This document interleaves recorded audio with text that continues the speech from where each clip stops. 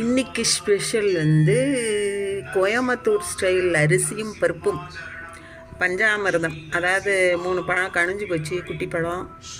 அது கரும்பு சர்க்கரை ஏலக்காய் போட்டு கல்கண்டு போட்டு வச்சுருக்கு.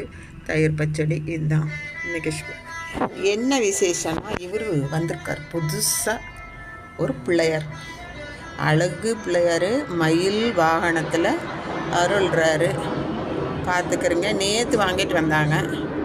எங்கள் வீட்டில் ஒரு 60-70 பிள்ளையார் இருக்குது, குட்டி குட்டியாக. வெவ்வேறு ஊர்களுக்கு போனது வாங்கினது. நேற்று சாயங்காலமாக இதுக்கு பூஜை போட்டோம்.